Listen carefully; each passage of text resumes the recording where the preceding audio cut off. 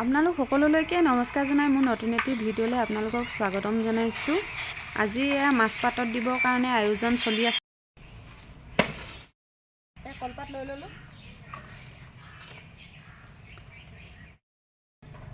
আহক এতিয়া তৰাপাত ছিঙি লওঁ।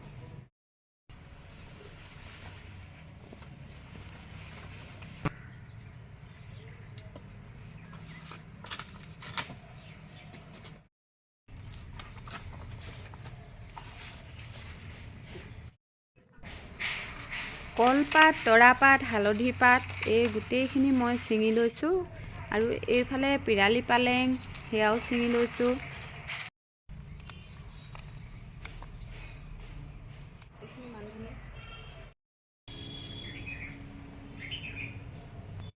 জলকীয়া লৈ ল'লোঁ।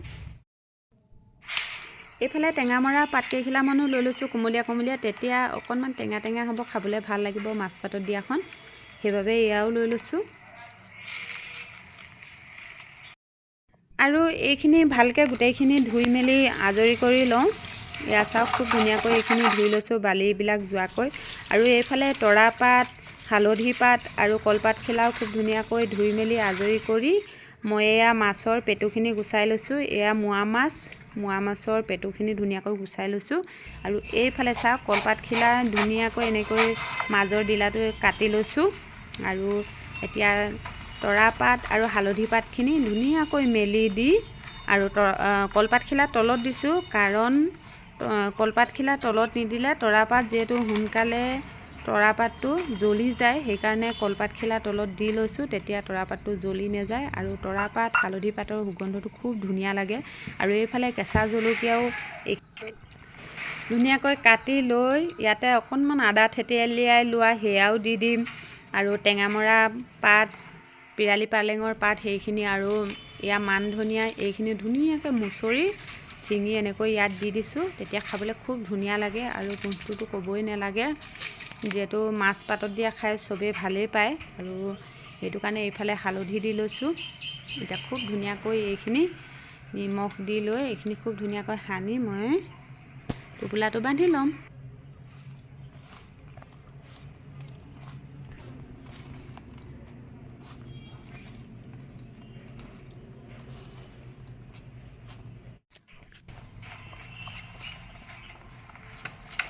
এইফালে ধুনীয়াকৈ পাতখিলা এনেকৈ বান্ধি ল'ম।